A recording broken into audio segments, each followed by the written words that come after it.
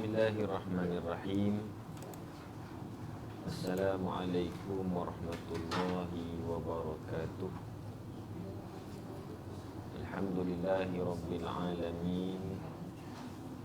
Hamdan katsiran tayyiban mubarakan fih, mil'as samawati wa mil'al ard, wa bihi ma syaa min syai'in ba'd. Subhanahu subhanah.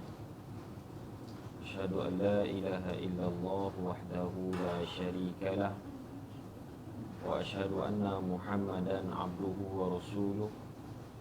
Arsalahu Allahu basyiran wa nadhira baina yadayhi as-sa'ah, fa adda al-amanah wa ballagha ar-risalah, wa jahada fi sabilillahi haqqa jihadih. Allahumma salli wa sallim wa barik ala Sayyidina Muhammad wa ala alihi wa sahbihi ajma'in, wa man sara ala nahdihi wa man tamassaka bi syari'atihi wa man ihtada bi hadihi wa istanna bi sunnatihi ila yaumiddin, amma ba'd. Alhamdulillah, pertama sekali kita rafakkan kesyukuran kepada Allah Subhanahu wa taala kerana waktu ini Allah beri kesempatan untuk sama-sama kita duduk sekejap di dalam majlis ilmu.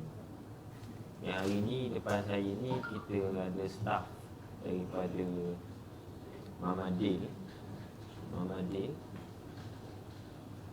dan juga kepada sahabat-sahabat semua, tuan-tuan dan puan-puan yang sedang menonton secara live. Hari ini kita ada buat 2 live langsung di Facebook Mamadil, Mamadil Malaysia, dan tolong share dulu. Dan kita ada di AWT Studio yang biasa kita buat kuliah secara online.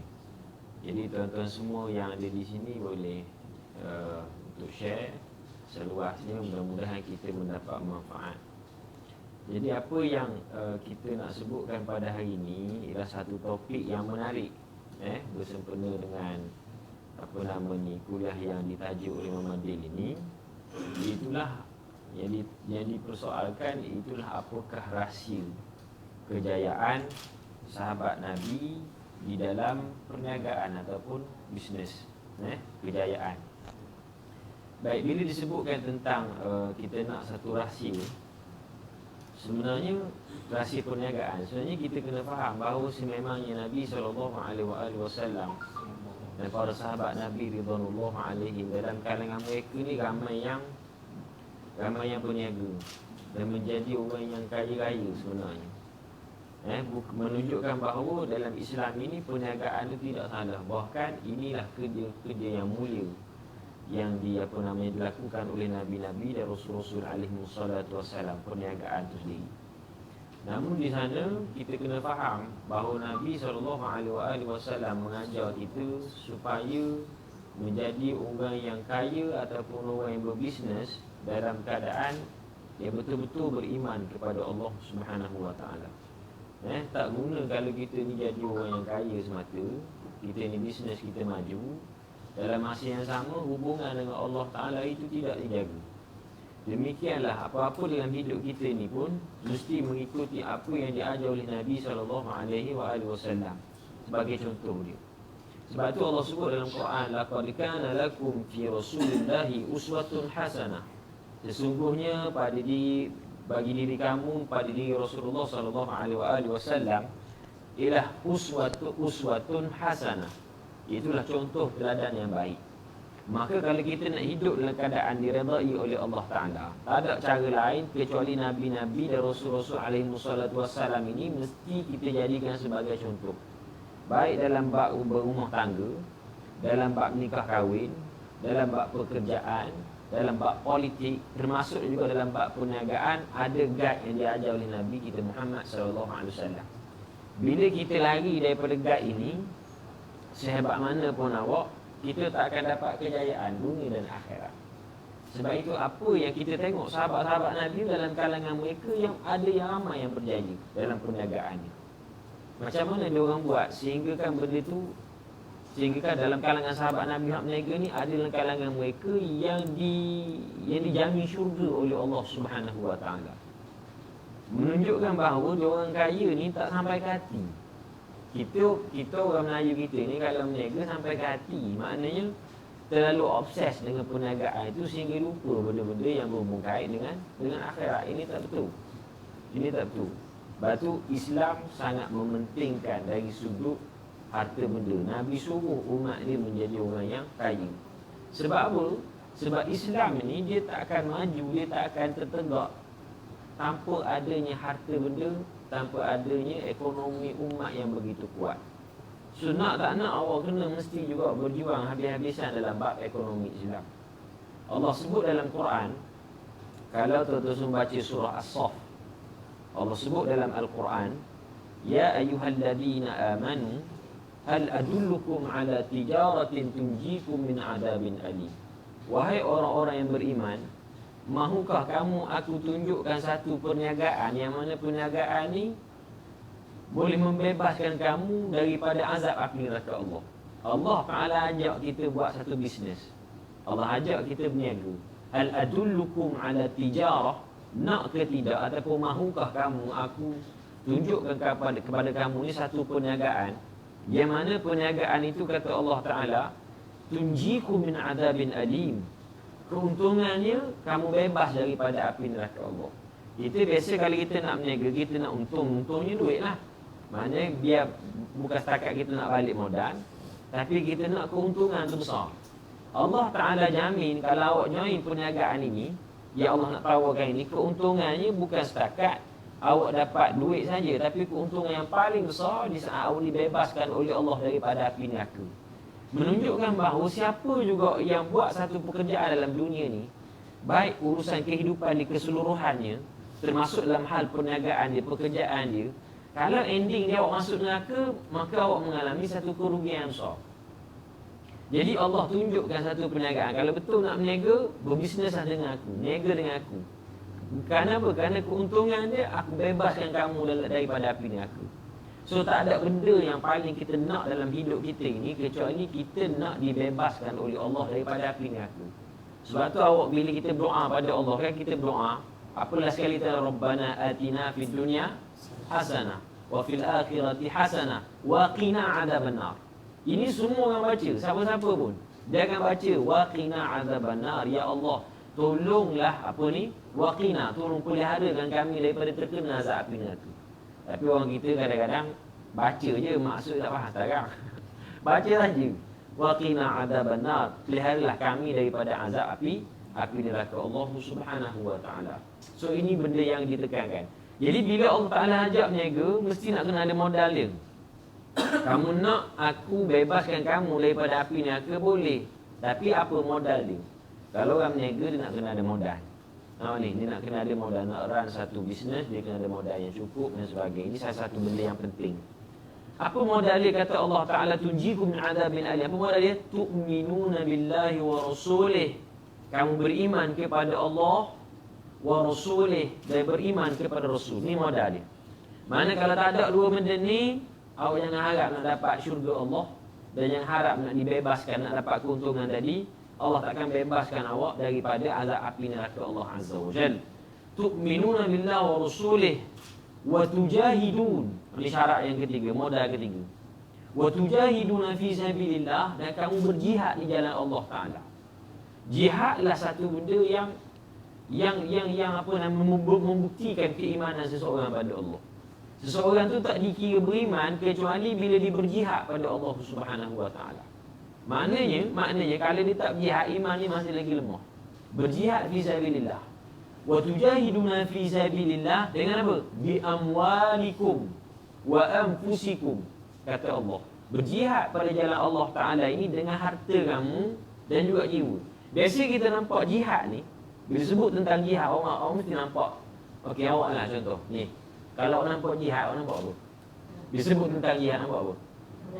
Nampak perang maksudnya? Perang bawa senjata lah. Bawa senjata. Biasa orang nampak kalau berjihad bawa benda tu. Tapi Allah Ta'ala sebut dalam ayat ini, tujahiduna fi sabilillah bi amwalikum. Awak berjihad dengan Allah yang paling afdalnya, yang paling hebatnya, modal dia apa dia? Dengan harta benda kamu. Berjihad dengan harta. Wa anfusikum, barulah berjihad dengan diri nyawa kamu.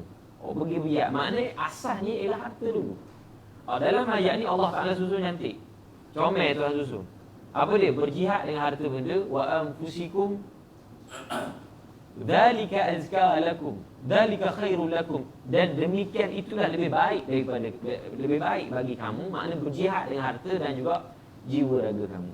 Menunjukkan bahawa dalam Islam ini harta benda, kekayaan sangat penting untuk membangunkan Islam. Kalau fikir sebab apa di zaman Nabi SAW Islam ni begitu hebat, sehingga Nabi ni daripada sikit orang peluk Islam, dengan dakwah Nabi SAW, dengan banyak siri peperangan Nabi yang Nabi lalui dengan para sahabat, hampir kesemuanya dimenangi oleh Islam. Islam itu hebat sebab apa? Sebab adanya sahabat-sahabat Nabi yang kaya-kaya.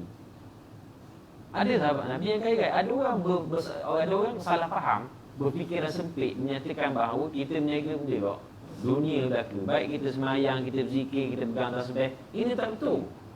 Kerana kalau kita tak jadi orang kaya, awak tak jadi orang kaya, awak tak berbisnes, awak tak buat apa nama ni, tak memiliki kekayaan, maka orang bukan Islam akan menindas kita dengan ekonomi.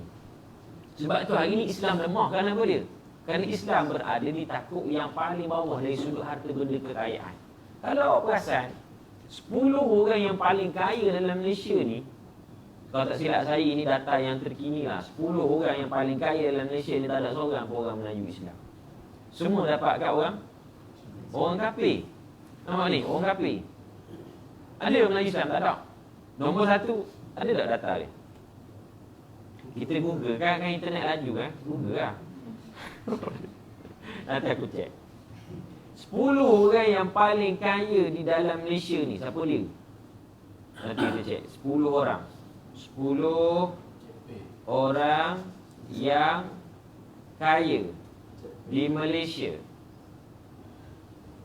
Senarai terkini 10 orang paling kaya Malaysia, mysumber.com.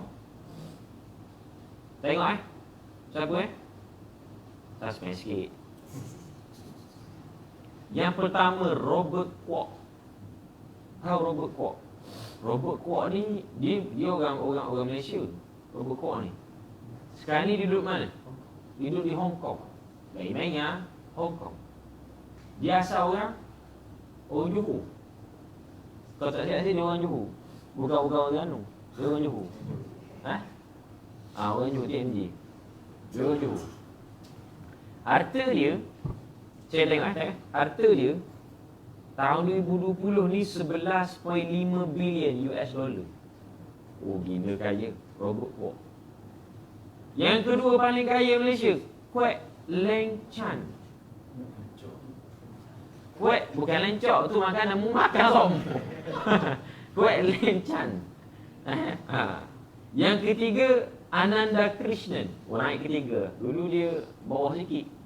Tahun 2020 ni dia paling kaya, Ananda Krishnan, yang buat Astro tu tak? Astro kan? Maxis. Dia Maxis kaya. Aku pun pakai Maxis ni, aduh, kaya dia. Nombor 4, Chen Lik Kiong. Ni Chen Lik Kiong ni orang mana? Orang kata bubuh kan? Bukan orang Cina. Teh Hong Piao. Nombor 5. Nombor 6, Li Liao Cho. Bukan Li Chong Wei tu, Li Liao Cho, 4.8 bilion. Nombor 7, Lim Kok Tei. Keluarga Lim ni antara yang paling kaya dekat Malaysia ni. Sebab tu Cina, kalau perasan Cina, kalau keluarga Lim jarang miskin. Macam Lim Guang En contoh. Apa Lim Kit Siang, tu kaya, gila kaya. Tak ada seorang daripada Lim Kok Tei. Mana ni? Lim Kok Tei. Kaya tak kaya dia 3.2 bilion. Jadi awak nak kaya yang tukar nama Lim pula, awak dah nak buat. Lim YB kan Lim. YB gila. Kun Poh Kiong 8. Nombor 8 paling kaya Malaysia. Kun Poh Kiong. Poh Ming ni dan Poh Weng. 3 bilion US dollar. 3 bilion US dollar, Malaysia awak kali 4 lebihan. Yang ke-9 Kuan Kam Hun. Macam Mihong nama. Nama tak comel tak apa, janji kaya. Ada orang nama comel pitih ada. Nombor 10 Lau Cho Kun. 2.3 bilion, nombor 10. Dalam ramai-ramai ni, mana ada nama orang Melayu Islam? Tak ada. Semua nama kafir tu. Tengok betapa diorang ni mendominasi ataupun orang kata menguasai ekonomi hari ni, sehingga kan mereka menjadi orang 10 yang paling kaya dalam Malaysia. Kita tak ada, duduk bawah mereka. Pasal orang Melayu ni tidak suka sangat berbisnes. Sebab kita diajar daripada awal lagi, bila kaya jahat. Nama ni, kita dah dia orang kata, dah dipanggil penjajahan minda tu kotor. Sebab tu kalau tengok filem-filem Melayu kalau buat filem, asal kaya mesti jahat, asal kaya mesti jahat. Dari zaman orang beli dulu, asal kaya jahat, asal kaya jahat. Macam kisah 3 Abdul. Perasan, kalau tuan-tuan perasan, kalau awak semua perasan, kalau orang beli ni, dia buat cerita. Kalau cerita dia tu ada watak kaya, mesti watak kaya tu jahat. Watak kaya tu mesti kedekut. Macam Haji Bakhir bin Lebay kedekut. Beri nama jelas tu. Mana nak terus orang kaya punya. Kalau kaya, kita dijajah pemikiran kaya kedekut. Kaya kedekut. Kaya kedekut. Sedangkan Islam, sahabat-sahabat Nabi yang kaya, semuanya menginfakkan hartanya fisabilillah. Jadi orang Melayu ni ditakut-takutkan dengan propaganda tersebut. Dijajah pemikiran orang Melayu. Kalau orang dia buat cerita orang kaya, tapi kalau dia sendiri berlakon, mesti orang kaya yang baik. Dia sendiri dia buat orang nak cerita pun. Kalau orang kaya tu dia, maknanya baik. Macam 3 Abdul. Nama ni Abdul Wahab, Abdul Wahid, Abdul nak tak ingat sesa. Abdul Wahab, Abdul Wahid, Abdul Wahub. Dia Abdul Wahub. Ni orang kaya. Nama ni mesti dia jadi orang baik. Tapi kalau orang lain kaya mesti jahat dia buat. Macam cerita Ahmad Al-Baq. Dia ada pak mentua dia.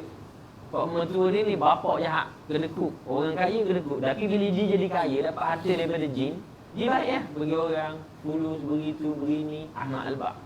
Jadi kalau orang Melayu ni dia takut nak bisnes. Sebab tu orang Melayu ni tak suka bisnes. Yang pertama takut rugi. Lepas tu takut bila kaya jadi lupa Tuhan. Bila kaya jadi sombong. Bila kaya jadi bakhil. Bila kaya jadi macam-macam. So kita takut. Jadi orang Melayu tak suka bisnes-bisnes ni. Orang Melayu lebih suka benda. Orang Melayu lebih suka politik. Ni, dia suka jawatan kuasa, dia suka kenduri ramai-ramai, dia suka benda macam tu. Bisnes semua dapat kat bangsa Cina berlaku. La haula wala quwwata illa billah. Semua dapat kat orang bukan Islam. Sebab itu Nabi SAW ajar kita supaya menjadi orang yang kaya. Supaya menjadi orang kaya. Nabi train sahabat, dia berbisnes betul-betul sehingga sahabat ni berjaya. Lagu mana? Yang pertama sekali Nabi ajar para sahabat supaya dalam bisnes, dalam perniagaan dia, yang pertama mesti betulkan niat pada Allah Ta'ala. Awak nak bisnes, orang yang baru nak start bisnes, baru nak mulakan bisnes yang kecil-kecil ke yang besar-besar ke, mula-mula sekali awak kena niat tu kerana Allah. Bila kita niat kerana Allah Ta'ala, semua yang akan akan datang, dia akan jadi lebih mudah dan lebih mudah urusan. Bila kita bermatlamat akan akhirat, maknanya hidup di dalam dunia ni wawasannya sampai akhirat. Mana kalau awak ada RM1, awak akan fikir macam mana RM1 ni boleh menyebabkan aku pergi ke syurga Allah Ta'ala. Orang yang bodoh dalam bisnes dia hanya nampak keuntungan dunia sekejap. Kalau dia ada RM1, dia akan fikir macam mana RM1 ni nak grow up jadi RM2. Kalau dia ada RM2, macam mana nak jadikan RM3. Biasa itu yang kita fikir. Kalau awak ada RM1,000, macam mana nak kembangkan lagi jadi RM2,000. Kalau ada 1 juta, macam mana nak kembangkan lagi sale, nak kembangkan lagi. Ini orang hanya pemikiran dunia. Tapi para sahabat Nabi Ridwanullah alaihi, macam mana Nabi tarbiyah, Nabi didik, daripada RM1 bukan setakat nak jadi RM2, tapi macam mana RM1, RM2, RM1,000, juta ni menyebabkan awak pergi ke syurga Allah Ta'ala. Sebab dia nampak wawasan akhirat. Sebab itu yang pertama sekali betulkan niat kerana Allah Ta'ala. Bila betulkan niat kerana Allah, yang kedua dia akan jadi pergi pada step seterusnya, itulah awak akan berlaku jujur dalam perniagaan. Dia akan jadi jujur dalam perniagaan. Tak ada tipu-tipu. Sebab sekarang ni ada orang kerana nak dapatkan keuntungan dunia semata, dia tak fikir akhirat, dia sanggup menipu dalam perniagaan. Maka duit tu dapatlah, dia akan redah semua hal haram asalkan dapat keuntungan. Kita orang Islam nak ajar para sahabat jangan menipu. Dalam satu dua ayat menyatakan bahawa ada seorang sahabat ni dia berjual. Dia berjual dekat pasar. Dia berjual tu jual buah je. Bila dia jual buah, yang display tu comel je buah. Biasakan kalau orang berjual kan dia akan display macam kita lah buat bisnes. Kita akan display barang-barang produk kita. Susu rizki umpamanya. Apa lagi? Seaweed. Aku sebutnya aku dapat boni apa? Dia lah bagi. Aku dapat apa lagi? Itu dia dapat tonik. Nanti saya akan sebut kelebihan sebab saya dah rasa susu tu sedap. Lagi sedap daripada susu ibu. Jadi apa nama ni? Aku lupa dah apa dia cakap ni. Sahabat Nabi dia ajar supaya yang pertama kali berlaku jujur. Dia display barang tu, display buah, display tu, display ni kan. Satu hari bila Nabi masuk dalam pasar, Nabi tengok sahabat berniaga, Nabi tanya khabar. Nabi ni disuka masuk ke dalam pasar supaya Nabi nak tengok urusan muamalat sahabat-sahabat baginda sallallahu alaihi wasallam. Nabi tengok bila buah ni, Nabi celup tangan bawah. Nabi celup tangan sampai ke bawah sekali. Kemudian Nabi tarik buah yang satu ni, buah tu basah. Basah biru, basah. Mana basah? Nabi kata mahal lah. Apa ni? Jawabnya sahabat ni, tadi hujan, basah. Jadi buah basah, minta buah basah, bawah, tu sorok bawah. Supaya display tu comel. Nabi kata, man ghasyana falaysa minna. Siapa-siapa yang menipu dalam perniagaan dia, tunjuk orang malik hakikatnya buruk, maka orang ni bukan dari kalangan kami. Nabi tak mengaku umat. Allah Ta'ala laknat orang macam ni dan tidak ada keberkatan dalam sumber rezeki dia. Allahu Akbar. Batu kita nak buat satu benda termasuk bisnes ni, punca kejayaan paling utama para sahabat Nabi radhiyallahu alaihim, dibetulkan niat pada Allah supaya last kali apa dia akan jadi ada kejujuran dalam hidup dia. Dia takkan buat benda diharamkan oleh Allah Ta'ala. Hari ni orang redah hal haram tak kira dah. Kerana dapat keuntungan. Kadang-kadang buat marketing tu marketing yang bohong. Saya banyak kali tuan-tuan puan semua, saya banyak dapat orang minta ustaz buat review. Bila ustaz buat review, saya tak kisahlah produk makanan ke, produk kecantikan ke, produk kosmetik ke, produk apa pun dia buat, semua buat review. Ustaz buat review, ustaz buat review, ustaz kata sedap ah. Saya kan jenis saya, kalau saya buat review, kalau tak sedap memang saya tak buat. Kalau tak sedap kita nak buat review pun tak kata tak sedap. Hi guys, ini tak sedap bodoh. Tak kata kata gitu. Kalau tak sedap, bukan buat tak sedap sudah ha. Faham ni? Jadi saya akan test dulu. Saya akan test kalau okey baru saya buat. Sebab kita perlu bercakap jujur. Ada setengah orang hati-hati, ataupun influencer ataupun Insta famous, dia akan dapat job, dia akan buat paid review dia panggil. Paid review ataupun gift review. Buat paid review orang bayar dia dengan amount yang tertentu, amount sekian-sekian dia akan buat. Benda tu maknanya benda tu tak berkesan, tak berkualiti ke dia akan buat. Biasanya dia akan buat, biasa tengok orang buat kosmetik kan, dia buat apa contohnya buatlah apa lotion ke, buat lip balm ke, buat apa ni eyebrow, mascara, mas kahwin ke mana lah. Dia buat, dia kata, hi guys, hari ni I nak review satu produk. Dia buat gitu. Lepas tu dia tehan, dia padahal benda tu tak ada kualiti pun. Gis-gis kita memang hak comel tu. Lepas tu orang nak buat review dia, kalau betul produk awak berkesan, awak cari kau papak unduhnya. Cari orang Afrika. Ni cari hak comel tu. Awak cari yang dah elok, dah comel muka dia, macam mana kita nak bukti benda tu berkesan? Jadi kadang-kadang orang sanggup menipu sebab apa? Dia dibayar, memang dia akan kata sedap, macam hati-hati. Dia tak kira. Makanan pun sama. Ustaz buat review makanan, kita pun makan. Hai, hari ni ada dengan saya ni, saya nak try ni makan. Sedap lah. Padahal kacik, padahal nak mampu. Jadi ini menipu dalam perniagaan. Kadang-kadang orang buat sanggup buat benda itu kerana nak dapat keuntungan. Satu, dia kena buat marketing bodoh-bodoh. Tambah-tambah marketing umpamanya video, YouTube. Kadang-kadang YouTube ni dia nak duit daripada view. YouTube ni biasa dia akan bayar kita melalui view yang ada. Syarat dia mesti, kalau tak silap saya, syarat dia mesti 1000 subscribers dan juga view tu mesti tinggi. Kalau tak silap dalam 1 million punya view, kita akan dapat lebih kurang dalam 1000 USD, 1000 US dollar. Maknanya dalam 4000 lebih setiap 1 juta. So nak dapatkan benda tu, dia sanggup buat konten yang bodoh-bodoh, konten yang menghina orang, konten yang meletakkan aurat, joget-joget. Sebab tu hari ni ramai orang main TikTok. Ramai orang main benda-benda yang gelek-gelek, umpamanya main Bigo Live. Sebab apa? Dia nak view, dia nak likers. Daripada situ dia akan dapat duit. Jadi orang ni dia tak kira halal haram. Kadang-kadang menipu, kadang-kadang mendedahkan aurat, kadang-kadang macam-macam dia buat. Benda yang bodoh-bodoh ni supaya nak dapatkan keuntungan. Orang ni dilaknat oleh Allah Subhanahu Wa Taala. Dia nak dapat kekayaan. Apa guna kalau kita kaya sekalipun, tapi yang pertama rezeki tak berkat, yang kedua ending kita dalam api neraka. Sebagaimana 10 orang yang kita sebutkan ni, 10 orang yang paling kaya dalam Malaysia kita sebutkan ini, walaupun dia orang kaya, tapi inilah istidraj dia panggil. Dipanggil satu rezeki nikmat yang Tuhan beri pada dia ni. Apa sebab? Allah nak lagi besarkan kesesatan dia. Kalau setakat kita nak kaya tapi ending masuk neraka, sama macam Fir'aun, sama macam Qarun. Qarun ni kaya tau. Qarun ni lagi kaya daripada 10 orang. Koktel lah benda ni. Lagi kaya dari 10 orang tu. Fir'aun dan Qarun, dia jadi kaya tak kaya, harta dia sampai Allah timbulkan dalam tanah. La haula wala quwwata illa billah. Qarun ni kaya tak kaya dia. Pernah dia cerita satu riwayat. Dia bila kaya sangat, dia punya harta benda disimpan dalam peti lah. Peti simpanan. Harta karun dia. Sebab tu kita panggil harta karun. Harta karun tu Qarun asal dia. Orang yang paling kaya di dalam pemerintahan Fir'aun masa tu di Mesir. Sekarang ni bila orang gali ada lagi harta-harta dia. Dia timbul dalam tanah. Dia simpan dalam peti besi dia itulah. Anak kunci peti dia saja, anak kunci untuk simpan harta karun saja, nak bawa anak kunci tu lebih daripada 90 ekor unta. Nak bawa anak kunci peti saja. Anak kunci peti harta karun dia. Nampak ni?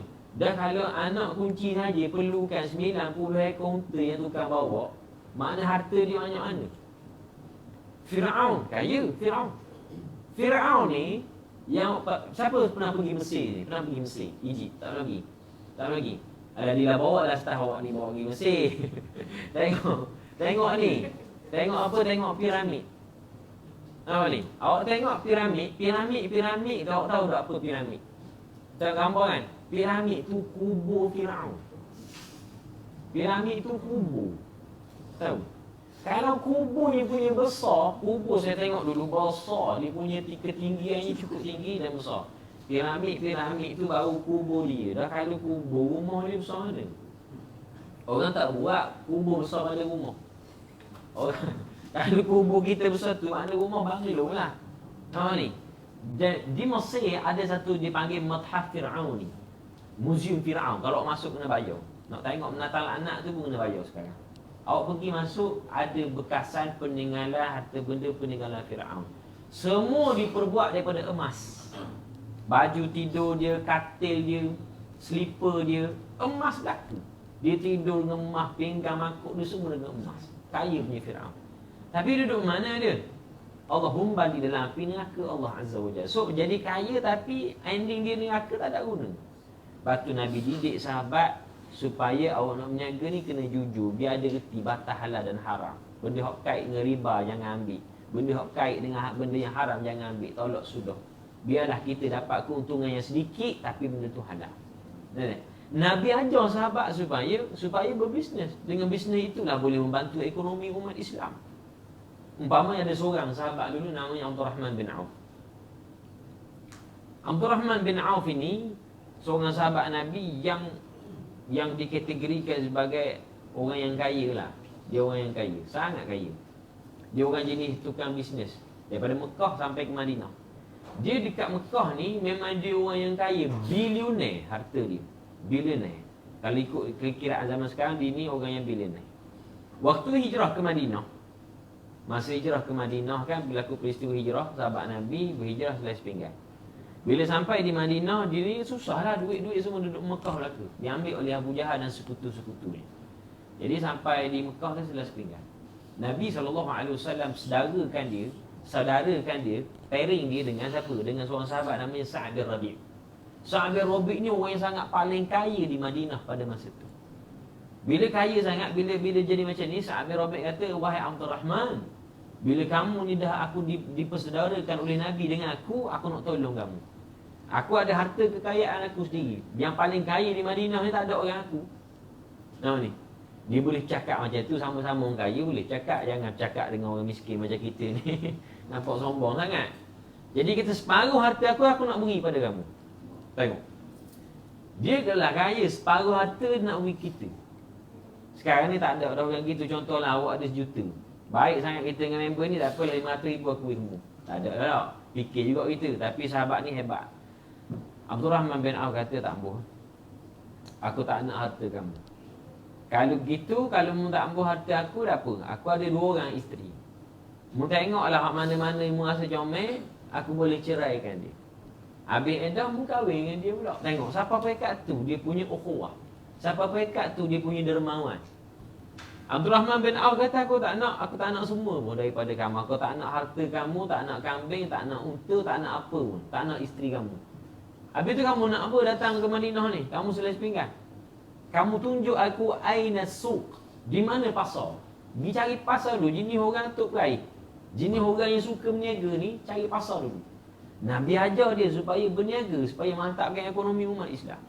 Bagaimana yang dilakukan oleh Abdul Rahman bin Auf di saat dia berniaga, dia pergi pasar Qainuqa. Pasar Qainuqa ni dimiliki oleh orang Yahudi masa tu. Di Madinah ni ramai Yahudi. Dan riwayat sebut Yahudi Madinah ni ada 3 golongan. Yang pertama Bani Qainuqa, Bani Quraizah dengan Bani Nadir. 3 Yahudi ni dipanggil memonopoli ekonomi ekonomi masyarakat pada masa itu di Madinah. Siapa pasar pun dia owner. Macam kita sekarang lah di Malaysia, mana ada pasar orang Islam punya. Ni, kalau dalam 500 mall-mall di Kuala Lumpur tu, 200 ke 300 daripadanya milik orang bukan Islam. Awak pergi Mid Valley, awak pergi Pavilion, awak pergi mana-mana lah mall di Kuala Lumpur, di apa nama ni, kalau di Kuantan tu TMG, Tunas Manja Group. Bukan milik orang Islam. Dan hari ni, memang hari ni yang memonopoli ekonomi bukan orang Islam, tapi orang kafir berlaku. Sehingga 10 orang yang paling kaya pun orang kafir. Demikian di zaman Nabi SAW, pada peringkat awalnya di Madinah tu dikuasai ekonominya oleh orang Yahudi.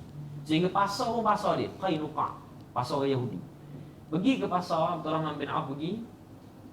Dia kata, aku nak pinjam duit Sa'ad bin Rabi'. Pinjamlah. Masa tu kita kata kali pinjam RM50. Saya pun tak ingat dia punya currency masa tu. Pinjam RM50. Sa'ad bin Rabi' kata, kalau setakat RM50 tak payah pinjam. Aku bagi saja. Abdul Rahman kata, cihmu ni dia marah. Sebab apa ni? Bukan jenis keturunan aku terima sedekah. Aku ni jenis keturunan niaga. Aku kata aku nak pinjam, aku bayar balik. La haula wala quwwata illa billah. Tak apalah, kalau pinjam ambil 50. Dia pergi ke pasar. Dia mulakan bisnes berbekal dengan ilmu yang diajar oleh Nabi SAW. Dengan berbekalkan niat dia kerana Allah nak bantu orang Islam. Yang kedua, niat dia nak jujur dalam perniagaan dia. Dia buat apa? Dia beli saya kaunter. Pernah dengar kisah ni kan? Dia beli saya kaunter. Dia beli saya kaunter dengan harga RM50 contohnya. Nampak ni? Dia pergi ke pasar Yahudi yang lain, dia jual unta tu dengan harga RM50 juga. Kalau awak jenis orang berniaga, mana kalau awak beli 50, awak jual 50, di mana dia punya keuntungan? Orang kita bila sebut, okeylah tu ustaz tak rugi balik modal. Orang ni bodoh, tak kerti berniaga. Dia tak panggil balik modal, dia panggil rugi. Pasal apa? Awak nak bawa unta ke satu tempat lain, dia ada kos dia. Dia ada kos, tenaga awak lagi, nak makan minum lagi. Nampak ni? Jadi awak keluarkan kos untuk Grab, untuk tu, untuk ni. Zaman tu tak ada lah Grab. Awak untuk pergilah, maknanya untuk kos tu awak guna tu, jadi rugilah. Nampak ni? Jadi Abdul Rahman bin Auf, dia orang kaya. Sehingga hartanya itu waktu dia meninggal, dia memiliki harta yang sangat banyak. Dia ada 4 orang isteri. Sebelum dia meninggal, setiap seorang isteri dia beri 80,000 dinar. 80,000 dinar. Dinar ni emas. 1 dinar tu kalau tak saya dalam 1 dinar tu kalau tak saya dalam RM73 ke berapa?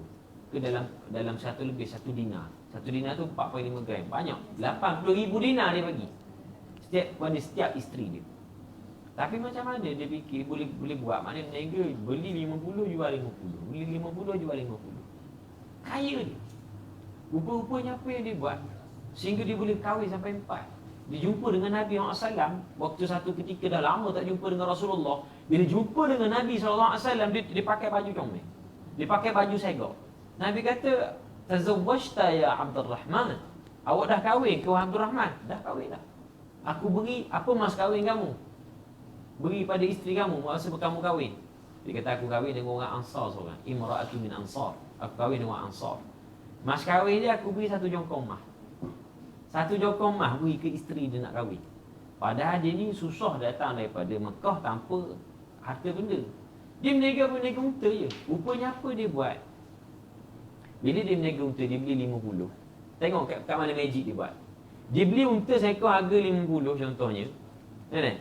Unta tu bila beli seekor unta, dia mari sekali dengan tali. Tali unta ni, dia unta ni, tuan-tuan semua, bila orang main unta, dia ada 2 part yang paling penting. Yang pertama tali. Tali ni functionnya macam steering lah.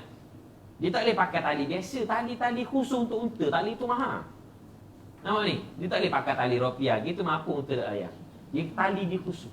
Dia 2 part. Yang pertama tali. Tali ni awak nak break dia, nak parking dia, nak arah dia, tali. Kalau tak ada tali, unta tak berjalan. Yang kedua dipanggil igal. Tahu igal? Igal ni alat untuk kunci lutut unta. Mana ni? Unta, Arab zaman dulu, unta ni kadang-kadang boleh lari tempat lain. Waktu malam bila kita tidur. Unta bila dia tidur, dia akan duduk tahiyat macam kita. Kita tidur tak kira masa, duduk menyandar dengar kuliah, tidur menatang. Tidur gitu. Jadi unta ni bila nak tidur, dia duduk macam kita duduk tahiyat. Nampak ni? Bila duduk tahiyat kan kita tak lutut dia macam tu. Igal ni dia ambil, dia kunci. Jadi Arab ni malam-malam dia nak tidur, dia takut unta dia lari, dia kunci. Dia kunci. Jadi bila pagi-pagi esok dia nak berjalan unta, igal tu dia nak, oleh kerana zaman tu unta tak ada dashboard, dia letak atas kepala dia. Itu yang Arab pakar tu, yang Arab Saudi pakar atas kepala tu kan. Tak? Tu sebenarnya asal dia namanya igal, tempat alat untuk kunci lutut unta zaman tu. Nampak ni? Kat kita orang Melayu pada letak apa benda pergi Mekah 10 tin ni. Pula. Itu adalah kunci lutut unta. Tapi apa letak atas kepala? Sebab masa dia nak bawa unta, masa tu mana ada dashboard dulu. Unta dashboard kepala otak apa? Dia letak atas kepala dia. Nampak tak? Sebab tu Tok Imam Mekah mana pakai igal. Sebab orang Arab kan dia pakai tu, dipanggil orang yang gembala unta. Kalau kita di Mekah 15 hotel ni. Pakai kapal majikkan mesu ni. Nak pakai kata tu saudagar unta dia panggil. Dia tak tahu. Jadi tali Abdul Rahman bin Auf dia beli unta seekor, tali dia ambil dijual 50. Gitulah dia ulang sama. Dia beli unta 50 jual 50, tali dia ambil. Beli unta 50 jual 50, tali ambil. Tali ambil. Sampai satu peringkat di Madinah masa tu tali ni out of stock. Tak ada habis tali. Rupanya dia bukan nak meniaga unta, dia nampak tali. Lepas tu orang nak meniaga dia kena bijak. Jangan duk tarik, jangan duk meniaga benda orang nampak dah. Mesti meniaga benda yang orang tak nampak lagi. Benda jarang orang buat. Mana ni? Tu dia. Dia fikir luar kotak, bijak Abdul Rahman bin Auf. Nabi yang jauh dia tu. Ini rahsia kejayaan dia. Dia niat kerana Allah Ta'ala, dia jujur, Allah mudahkan urusan ni, ligak pada otak dia. Lepas tu mesti ada ilmu. Nak bisnes ni mesti ada ilmu. Lepas tu awak kena pergi kelas, awak kena pergi apa nama ni. Pergi kelas-kelas online, kelas marketing, 1 seat RM500. Mesti ada harga bayaran untuk belajar ilmu. Macam Abdul Rahman bin Auf, dia belajar dengan Nabi SAW. Belajar dengan orang yang pakar. Fas'alu ahla dzikri in kuntum la ta'lamun. Awak mesti belajar, tanya orang yang tahu kalau kamu tak tahu. Kita tak reti bisnes, main redah je. Memang dapat rugi sama. Belajar, tengok Cina paling kaya. Belajar dengan Cina. Setakat nak ambil ilmu bisnes dengan dia. Dan kita ada dah basic halal haram. Benda yang dia ajar haram, kita tolak dia. Itu cara dia. Dan sekali apa dia? Tali out of stock. Bayangkan bila barang mutu. Apa akan jadi pada harga barang? Dia boleh markup kau-kaunya. Dia boleh markup sampai 200%. Dia boleh markup tinggi. Dah orang nak unta ni kenderaan rasmi di masa itu. Kenderaan rasmi. Dah orang nak unta tak berjalan. Takkan nak cakap unta jalan kiri sikit, kanan sikit, apa tu tak ayam. Dia nak kena ada tali. Last sekali orang cari Abdul Rahman bin Auf, dia ada tali yang banyak. Dia variasikan tali-tali tu, ada color tu, ada warna-warni, ada color ni, tali ni kualiti sikit. Dia jadi saudagar tali lah pula. Jadi bila orang minta harga murah ni, akak paling tinggi, siapa sanggup harga paling tinggi, aku akak tu, dan dia flat rate kan dia. Dia beri harga sama, harga hak paling dia tinggi, hak dia nak. Last kali kaya raya dia jual tali, Abdul Rahman bin Auf. Tengok kehebatan dia aja. Demikianlah seorang lagi sahabat Nabi yang kaya lagi pada Abdul Rahman bin Auf. Siapa dia? Sayyidina Uthman bin Affan radhiyallahu anhu, seorang khalifah. Sayyidina Uthman bin Affan ni dia lebih kaya daripada Abdul Rahman bin Auf pada peringkat awal dia. Masa mula-mula Abdul Rahman bin Auf ni duduk baru sampai ke Madinah, dia kaya dah. Biasa orang hijrah daripada Mekah Madinah tak ada pitih kerana harta semua tinggal Mekah. Tapi Abdul Rahman Uthman bin Affan ni dia di Mekah dia kaya, di Madinah pun dia kaya juga. Jenis orang yang kaya. Mana hebat dia. Pernah satu masa tu, ingat tak peristiwa pembebasan telaga di Madinah. Sayyidina Uthman beli telaga untuk orang Islam. Asalnya di Madinah ni dia kekurangan bekalan air bersih.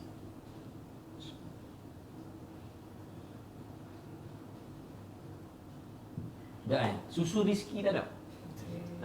Orang baca tu. Ada lah mari mama dia air masak macam.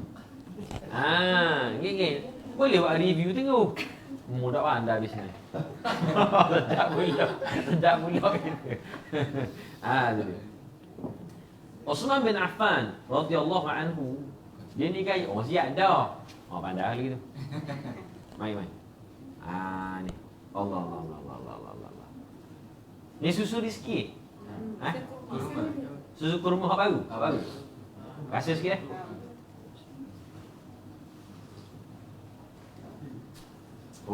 lain sikit. Hari tu aiskrim, saya rasa aiskrim. Dia flavor aiskrim. Baru Dah keluar, start orang pertama. Dah keluar lagi? Dah keluar lagi? Tester. Awak kena tunggu. Okey, dah minum. Lebih pula dah. Kerana ni Uthman bin Affan. Uthman bin Affan ni apa yang dia buat? Dulu di Madinah satu masa dia kekurangan bekalan air bersih. Ada satu je telaga, yang mana telaga tu air dia bersih, yang mana air yang paling segar lah di Madinah kita kata ada dalam sebuah telaga. Tapi cumanya telaga tu milik seorang Yahudi, orang tua Yahudi. Jadi orang tua Yahudi ni bila orang nak ambil air dengan dia akan jual dengan harga yang tinggi, harga Yahudi. Betul, panggil harga Yahudi. Yahudi ni dia suka letak harga yang tak masuk akal. Ini kafir punya perangai daripada dulu sampai sekarang. Sebab tu orang letak harga tinggi, orang panggil harga Yahudi. Memang Yahudi zaman Nabi dulu dia letak harga tu kau-kau. Bila orang Islam mari ambil beli air, dah bekalan air bersih, orang nak buat bersuci, nak buat urusan ibadah, nak minum, nak masak. Orang ambil daripada telaga dia. Jadi susah orang Islam, orang miskin-miskin tak nak ambil air. Jadi dia jual tu harga tinggi. Jahat. Jadi mari seorang sahabat Nabi jumpa dengan Nabi Muhammad SAW. Dia kata, ya Rasulullah, kita di Madinah ni kurang air bersih. Ada satu telaga tu je air bersih. Lebih kurang macam di Mekah. Sebab di Mekah dia orang minum air Zam-Zam. Di Madinah ni bukan, dia lebih kurang sama rasa dia. Tapi taklah kualiti dia sama macam Zam-Zam. Cuma boleh minum lah. Segar, paling segar di Madinah tu telaga tu. Cuma nak beli tu daripada orang kafir. Masalahnya letak harga tinggi sangat. Nabi sebut dalam hadis, Nabi kata, siapa-siapa dalam kalangan umat aku yang boleh membebaskan telaga tu, disumbangkan harta dia untuk beli telaga tu, untuk diinfakkan kepada umat Islam, kebenaran umat Islam, Allah bagi syurga pada. Tengok Nabi markap tinggi tu, syurga tu. Tak ada lah nilai yang paling tinggi Nabi janji, syurga. Maka masa tu sahabat ni ketop kepala, gelepar sahabat, pakat nak beli belaka sebab syurga. Nabi kata setiap cebok orang ambil, setiap orang yang orang minum, setiap apa orang yang buat dengan air tersebut, semua dia akan dapat pahala yang begitu banyak dan Allah beri syurga padanya. Siapa yang boleh beli ni untuk infakkan kepada umat Islam, kegunaan umat Islam. Sahabat-sahabat ni hak mana kaya-kaya tu semua jadi rasa nak beli telaga tu, nak infak, nak beli, nak infak. Jadi apa dia buat? Pas seorang-seorang pergi jumpa Yahudi ni. Dia kata, Pak Cik, saya nak beli telaga ni. Yahudi ni dia nampak dah dia dapat untung banyak setiap hari tu, untung besar, bahkan dia jual air. Jual air. Apa dia buat? Dia tak nak jual. Dia kata, okey, berapa mu sanggup beli? Aku nak beli, waktu beritahu orang, aku nak beli pada kamu 1000 dirham. Masa tu 1 dirham lebih kurang RM70 kan. 1 dirham RM70. Maknanya kalau 1000 dirham berapa ringgit? 70,000 tak? Betul? Nak beli dengan 70,000. Yahudi ni kata rugi kalau aku beli jual 70,000 ya. Pasal aku untung sehari pun lebih daripada 1000 dirham. Ya, orang beli sebulan mana income aku banyak. Kalau aku jual kan rugi, tak sah? Jadi mari pula seorang lagi tawarkan dengan harga yang memang tidak puas hati. Ramai orang cuba nak beli ni, Yahudi tak kenal, tak sah? Dia nak monopoli ekonomi masa tu. Sampai satu riwayat kata dia buat satu banner, satu signboard, dia kata la abi'u lil muslimin. Aku tak akan jual telaga ni untuk orang Islam. Nak beli air boleh, tapi nak beli telaga aku tak jual, minta maaf. Sebab dia nampak dah akan datang tu dia boleh makan banyak lagi. Sehinggalah datangnya Abdul Rahman bin Auf. Sehingga datangnya Uthman bin Affan. Sebab Uthman bin Affan ni orangnya lembut, orang yang pandai buat negotiation. Orang lembut cakap beradab. Lembut malah dia cakap. Dia ni menantu Nabi SAW. Dia pernah berkahwin dengan anak Nabi 2 orang. Tengok, payah nak kahwin dengan anak Nabi ni. Anak Nabi ni bukan senang, bukan calon-calon orang boleh menikah dengan anak Nabi. Seorang nama Ruqayyah, seorang nama Ummul Kalthum. Payah nak boleh kahwin dengan anak Nabi. Tapi Sayyidina Uthman ni nak antara orang Nabi segar. Satu riwayat sebut Nabi tengah duduk minum-minum air dengan para sahabat. Nampak ni, bila datang Sayyidina Uthman, pada menantu dia, menantu Rasulullah, Sayyidina Uthman ni datang, Nabi betul tempat duduk. Duduk molek sikit. Uthman mari. Dia memang segan dengan Uthman bin Affan kerana Sayyidina Uthman bin Affan radhiyallahu anhu orang yang sangat mutaaddib, orang yang sangat beradab, cakap comel. Lepas tu Nabi beri anak dia. Bukan senang nak dapat anak Nabi SAW. Payah. Kita macam nak dapat anak untuk guru, anak ustaz, bukan senang. Nah, kita bolong itu. Nak ajar anak ustaz kena baca Fatihah dulu macam ulama-ulama dulu kan. Ulama-ulama dulu kalau anak orang nak minta anak dia, bukan senang dia nak lepas gitu je. Ditebuk surah-surah tu. Suruh baca Fatihah, suruh baca Quran, suruh baca tu, suruh baca ni. Siapa ada orang cerita, siapa ada orang buat juk. Mari 3 orang nak minta anak ustaz kan. Ya dah, ustaz ni jenis kerah, tebuk ikut nama tu. Tebuk Quran, bukan buka surah, suruh baca tebuk. Tulang seorang tu mari nama dia nama Anas. Baca surah Anas. Oh hebat. Saya baca surah Anas bagi apa habis. Tebuk. Mari seorang lagi nama Asri. Baca suratul As wal Asri. Saya tepi tu 3 ketok pada pasal nama Yasin. Nama Yasin. Nama dia Yasin. Ketok dah kepala aku. Tapi kata ustaz, tapi nama dia kapo manggil kul huwallahu ahad. Bodoh lagi. Adanya apa orang buat lawak gitu, apa orang buat juk. Susah. Tapi Sayyidina Uthman bin Affan radhiyallahu anhu, dia siapa pekat dia boleh kahwin dengan anak Nabi kerana adab dia. Dia orang kaya, orang bijak.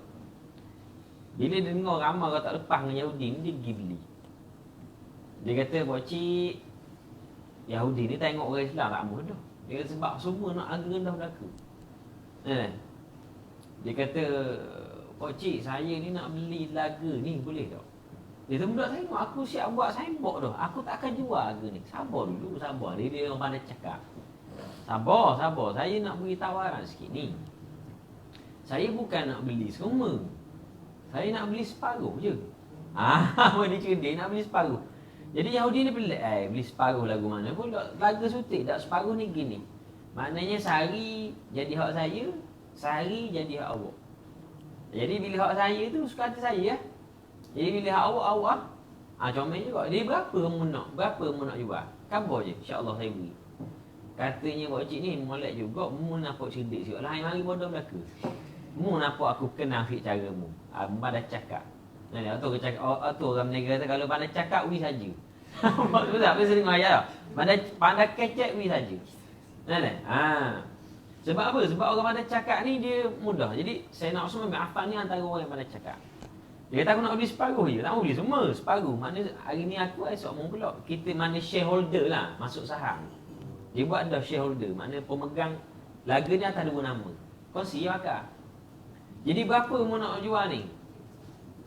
Katanya Yahudi ni orang lain minta 1,000, aku rasa aku nak 10,000 dirham. Oh, dia markup ni memang harga Yahudi. Dia markup tu tinggi. Tujuan dia letak tu, dia nak placase Sayyidina Osman. Tak ambil rugi Sayyidina Osman ni beli. Dia tak nak bagi Sayyidina Osman ni beli. Tak 10,000 dirham. 10,000 dirham berapa? Kali 70.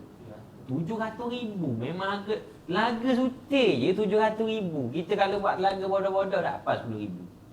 Tapi jual 700,000 ringgit masa tu. La haula wala quwwata illa billah. Sayyidina Osman kata ginilah. Saya pun berkenan dengan Pak Cik ni. Saya berkenan dengan telaga ni. Saya beri 12,000 lah. Dia makat lagi 2,000, saya bayar 12,000. Awak minta 10, saya bayar 12. Janji kita dapat shareholder. Kita boleh kongsi. Dia kata, aku tak aja jumpa orang macam mu. Biasa saing-saing mu mari minta macam mana? Minta kurang macam orang Melayu kita kan suka minta tawar. Ni. Tapi orang Melayu ni bergi suka menawar. Pergi pasar malam tawar. Beli kepuk je tawar. Terbaik kok saing nak jual. Mana boleh gitu. Jadi Sayyidina Osman bin Affan dia tak mau tahu. Bahkan dia angkat lagi. Mu nak jual 10 aku 12. 12,000 dirham. 12,000 dirham kali 70 dapat apa? 12,000 awak kali dengan 70. 840,000. Beli dengan harga 840,000. Dia ingat Sayyidina Osman tak mampu. Dia mampu. Beli. Jadi bermulanya pada esok tu Sayyidina Osman beritahu pada umat Islam, wahai umat Islam semua, telaga ni aku dah jadi milik aku separuh. Hari ni milik separuh dia. Esok kan hari ni. Maknanya hari ni hak aku, hari ni hak dia. Hari aku ambillah semua, aku infakkan untuk Islam. Pakarlah sepakai-pakainya, ambil bekalan air banyak-banyak. Ambil itu biar siapa larat tahan 2 hari. Ayo gitu. Ambil itu dia tahan 2 hari. Jadi orang ni mari bawa tong, tu bawa tong biru, ni bawa tong hijau, ambil. Isi maknanya untuk bekalan 2 hari, ambil banyak. Jadi betul lah siapa hari Yahudi tu, esok hari turn dia pula, tengok lengang, tak ada orang mari beli air. Apa nak bijak? Nak beli air ke mana orang Islam? Dia dah standby air dah lebih. Mana? Ambil untuk 2 hari cukup-cukup. Pasal habis, ngam-ngam habis, esok dia nak Osman pula, ambil pula 2 hari lagi. Jadi Yahudi dia kata, ai cerdik sungguh Osman ni buat kerja. Siapa hari turn dia tu tak ada orang langsung mari beli lengang, miskin gitu dia. Kali mari jumpa Sayyidina Osman, dia kata, Osman, aku ni rugi banyak dah. Kita berjanji lagu mana? Berjanji lagu mana? Betul lah aku kata hak aku sehari, mu sehari. Tapi hak aku sekata aku nak ambil pun kita ada hitam putih perjanjian SMP cok mati stand dah kan nak ambil lagi. Dia buat ikut prosedur tu. Mati stand semua benda biar maknanya tak ada isu, tak ada nak penipuan. Tu cara dia orang business learning. Mesti kena ada prosedur SOP. Last sekali Sayyidina Osman kata ginilah. Apa kata awak dua je? Jual semua. 840,000 saya bagi kat awak tu banyak sangat tu. Sepatutnya dengan awak ni tua nak ambil tua-tua cari. Kalau saya dapat tu, kalau awak lah tua-tua umur 60-70 kau. Orang bagi cash 1 juta, hampir 1 juta nak ambil, pergi berjalan lah. Betul tak? Pergi berjalan, pergi umrah. Oleh kerana dia Yahudi gilah. Baitul Maqdis hatuk kepala kau anda buat ibadat cara awak. Mana? Pergi berjalan, pergi travel, cari pengalaman anak-anak bersolat ke dah. Buat benda ke, telaga ni beri ke saya je. Saya beli dengan Pak Cik, 8,000 saya tambah. Jadi total bagi 20,000 dirham. 8,000. Tak boleh 8,000. 8,000 saya nak 8,000 juga. Takkan tambah lagi. Jadi kata Yahudi, betul juga kata mu Osman. Tak apalah, aku jual mu semua 8,000. Ambil kamu belaka telaga, biar aku duit. Dan Osman bayar 8,000. Akibat daripada itu, harta bendanya itu telaga semua jadi milik dia, diinfakkan pada perjuangan Islam, bantu Islam. Jadi masa itu di Madinah tak ada orang lagi yang susah dengan sebab air. La haula wala quwwata illa billah. Tengok macam mana diinfak. Diinfak, diwakaf. Wakaf tu untuk Islam. Sehingga kan kata ulama, harta yang diwakafkan telaga tu, dia buat apa dia? Dia tanam pula pokok kurma di sekeliling tu. Satu riwayat dia tanam lebih 1,550 batang pokok kurma. Dan berkat kerana diwakafkan untuk Islam. Bukan untuk dia, untuk Islam. Diwakafkan untuk Islam. Buah tu jadi buah-buah lebat sampai hari ni. Lepas tu kalau siapa-siapa yang berkesempatan pergi umrah Mekah Madinah, pergi tengok, pergi minta supaya tengok dipanggil Bi'rul Rumah. Telaga rumah, telaga orang mana? Dekat telaga tu ialah telaga wakaf daripada Sayyidina Osman bin Affan radhiyallahu anhu. Apa jadi? Pokok tu buah banyak. Sampai tahap sekarang ni buah ni cukup manis, cukup sedap. Banyak sampai kali ni pun tak habis-habis. Sehingga kerajaan Arab Saudi tak tahu nak buat benda. Tak tahu nak buat apa. Dan sekali dia ambil itu dijual. Orang nak beli. Bukan dia nak jual, orang nak beli. Bila orang nak beli, duit itu nak letak mana? Duit itu bukan duit kerajaan tu, duit Arab Saudi. Duit itu duit Sayyidina Osman sebab hak dia wakaf. Dia meninggal lama dah tapi duit ada lagi. Kaya tak kaya. Sampailah di bawah melalui Kementerian Wakaf Arab Saudi dibuat satu bank, akaun bank atas nama Sayyidina Osman bin Affan. Satu-satunya seorang sahabat Nabi yang telah lama meninggal tapi akaun bank dia ada sampai hari ini, Sayyidina Osman bin Affan radhiyallahu anhu. Kita tengok di Madinah, duit hasil daripada kurma tu diletakkan dalam akaun bank. Akaun bank atas nama Sayyidina Osman. Dan akaun bank itu digunakan untuk bantu fakir miskin, anak yatim, orang nak hafal Quran, dibantu. Dan setengah-setengah cerita menyatakan bahawa tanah-tanah di sekitar Masjid Nabawi itu semua dibeli atas nama Sayyidina Osman bin Affan. Ada satu hotel, dia panggil hotel apa lupa dah. Dia dibeli, dibuat hotel 5 star melalui Kementerian Wakaf. Digunakan duit hasil kurma, hasil telaga tu, wakaf tu. Duit tu dia letakkan dalam bank, dia invest lagi, dia beli tanah, dia beli hotel.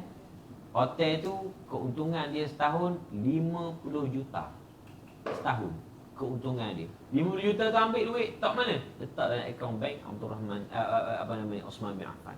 Letak dalam akaun bank itu. Dan duit itu digunakan untuk kebajikan, beri manfaat pada fakir miskin, anak yatim, Kementerian Wakaf. Beri tempat orang hafal Quran. Tengok hasil daripada wakaf telaga dan juga pokok kurma. Sehingga hari ini pun ada lagi akaun bank dia, sampaikan beri manfaat untuk orang Islam keseluruhannya. Kerana itulah Sayyidina Osman bin Affan radhiyallahu anhu di antara orang yang dijamin syurga oleh Allah Subhanahu wa taala. Masuk syurga dia. La haula wala quwata illa billah. Cukup dua orang yang saya sebut untuk panduan kita bagaimana Nabi didik dan ajar dia orang supaya menjadi orang yang kaya dan juga infak kepada Islam. Sebab itu kita yang pertama tadi, awak kena niat kerana Allah Ta'ala dan jujur dalam setiap perniagaan. Dan yang paling penting di saat kita menjadi orang yang sangat kaya, bantu niat untuk bantu ekonomi umat Islam. Kerana Islam tidak akan tertegak tanpa ekonomi yang kuat. Di zaman Nabi SAW, sebab apa Islam tu hebat? Sebab apa Islam tu naik? Kerana ada orang yang macam Abu Bakar. Kerana ada figure-figure seperti Abu Bakar As-Siddiq radhiyallahu anhu. Ada seperti Abdul Rahman bin Auf. Ada seperti Osman bin Affan. Ada seperti Sayyidina Umar Al-Khattab. Orang kata, Ustaz, Sayyidina Umar bukan susah ke? Dia kaya. Sayyidina Umar ni antara orang yang kaya, sahabat Nabi yang kaya. La haula wala quwata illa billah. Pasal apa dia kaya? Bukankah satu riwayat menyatakan baju Sayyidina Umar ni, baju dia pakai ada 17 tampalan. Maknanya susah dia ni, baju dia di 17 tampalan. Dalam riwayat memang betul dalam hadis menceritakan bahawa Sayyidina Umar ni baju jubah dia pakai tu ada ditampal dengan 17. Tengah riwayat kata 70 tampalan. Susahnya dia. Tapi rupa-rupanya dia ni antara orang yang memiliki kuda yang paling mahal di tanah Arab, kenderaan yang paling mahal di tanah Arab. Sebab ada orang yang jenis minat ke kenderaan, dia tak minat ke baju. Ada orang kaya, dia suka ke kereta, suka ke kenderaan. Ada orang jenis dia suka bergaya ke baju. Tengok orang kaya-kaya kan, dia pakai baju polo. Baju apa? Baju yang branded, pakai jam mahal-mahal, lepas tu pakai telefon mahal. Dia suka bergaya. Tapi tak suka kereta. Gimana naik Grab je. Gimana. Tapi kaya, pakai smart ada orang. Ada orang dia dah minat ke pakaian ni, minat ke kereta. Pakai black card wardrobe kita, nampak macam saya masjid, macam pocik-pocik, tapi pakai Bentley pun. Dia pakai kereta mahal-mahal, pakai Lamborghini. Dia ada minat kereta. Sayyidina Umar ni antara orang yang minat ke kereta, minat kepada kenderaan. Dia ada memiliki kuda yang paling mahal di tanah Arab. Sampai mereka orang tanya Sayyidina Umar, awak nak mati ni, awak nak mati mana kalau diberi pilihan? Sayyidina Umar jawab, pertama kali aku nak mati syahid di jalan Allah dalam perang. Pilihan yang kedua aku nak mati kat pasar. Macam mana Sayyidina Umar dia boleh jawab nak mati pasar? Aku nak mati, kalau boleh aku nak mati dalam keadaan aku mencari rezeki untuk mengubah diri aku dan keluarga aku. Aku nak mati keadaan tu. kerana mati tersebut diredai oleh Allah Ta'ala. Sebab tu awak bisnes ni, niat kerana Allah, mati sini, mati yang diberkati oleh Allah, kematian yang baik. Kita nampak mati comel ni, mati tengah sujud je tak? Orang Melayu ni, pemahaman dia pelik sikit. Kalau mati comel ni, depan Kaabah, kata tasbih sebut nama Allah, mati. Badan gitu. Mati comel ni bukan mati tengah sujud saja. Mati comel ni bukan mati dalam semayang saja. Termasuklah mati yang comel, itulah mati ketika mencari rezeki yang halal. Mati dalam perniagaan kita niat kerana Allah nak bantu ekonomi umat Islam, mati comel lalu. Bahkan Tuhan berkati mati ni. Sama level dia mati selepas Allah Ta'ala letakkan mati dalam mencari rezeki ni, level yang kedua selepas mati syahid fisabilillah. La haula wala quwwata illa billah. Allah Ta'ala beri syurga Firdaus, Jannatul A'la, syurga yang paling tinggi ni syurga Firdaus. Lepas tu sahabat Nabi dia meniaga, wawasan dia sampai negeri akhirat. Ni yang kita kena faham tu. Berapa dah? 3 benda. Yang keempat, kata ulama, di saat awak nak berjaya dalam urusan kehidupan seharian kita, nak dimudahkan rezeki, nak jadi peniaga yang berjaya, kena banyakkan istighfar. Istighfar ni rupa-rupanya dia menjadi solusi kepada banyak masalah, termasuk masalah kewangan. Tambah-tambah sekarang ni kita PKP, banyak orang terjejas. Orang terjejas banyak. Orang kerja kerajaan pun terjejas, walaupun dia ada gaji-gaji, tipu je kerja kerajaan ni berapa sen je. Mana ada kerja kerajaan kaya, kecuali jadi menteri. Tu pun kalau ambil projek lah. Jadi esko ambil projek, bahar rasuah, memang kaya. Kalau setakat nak bergantung pada gaji dia, cukup. Mana boleh gaji, kalau setakat gaji 20,000, awak nak pakai 15 hotel kereta mewah, tak boleh. Nak beli rumah banglo hotel, tak boleh, gaji 15,000. Dia nak mewah ni mesti kena bisnes. Tak ada cara lain dah. Slow-slow mengangkat. Yang penting jujur, jangan duk pelawak, cari ilmu. Yang lepas tu istighfar. Istighfar ni Nabi ajar para sahabat supaya ampunkan dosa. Sebab kadang-kadang rezeki kita ni jadi tertutup dengan sebab ada hijab. Dia banyak benda yang tertutup, yang terhijab dengan sebab dosa kita. Rezeki payah masuk, doa payah makbul. Lepas tu kita doa Allah, kalau faham ayat, ya Allah, mula rezeki aku, jadikanlah aku ni orang yang kaya. Kadang-kadang kita siapa penat nak join kelas online. Sampai penat nak join kelas bisnes. Nampak ni? Kan biasa orang buat kelas bisnes kan macam Dr. Azizan buat. Apa ni, INKK, lepas tu MMM. Lepas tu tengok pula kalau dia ada seat dia, kalau yang jenis Titan punya, tu ribu bayar sebulan kat dia. Pergi buat meeting dekat France, dekat Paris, buat sini. Nampak ni? Kadang-kadang ada orang buat siapa pekat macam tu tapi tak berjaya. Kenapa tak berjaya? Dia usaha dah tapi tawakal dia tak ada. Dia ada hijab antara dia dengan Allah Ta'ala. Orang ada hijab ni susah tambah kita orang Islam. Bila ada hijab, Tuhan tak makbulkan benda tu. Tuhan tak murahkan rezeki. Istighfar adalah solusi yang paling berkesan setakat ini. Tak ada benda lain dah. Ini yang nak Nabi ajar. Antara salah satu rahsia dalam kalangan sahabatnya ialah istighfar. Dulu ada seorang hamba Allah ni, dia jumpa seorang Imam Hasan Al-Basri, tak silap nama dia. Dia jumpa seorang imam, dia tanya, wahai imam, macam mana ni aku ni menikah tak ada anak, 10 tahun kahwin tak ada anak, rezeki tak ada. Biasa dah orang kahwin kan, ada anak payah dapat. Katanya Imam Hasan Al-Basri, apa dia kata? Balik istighfar. Mudah jawapan dia, tak cakap banyak, tak sembang banyak.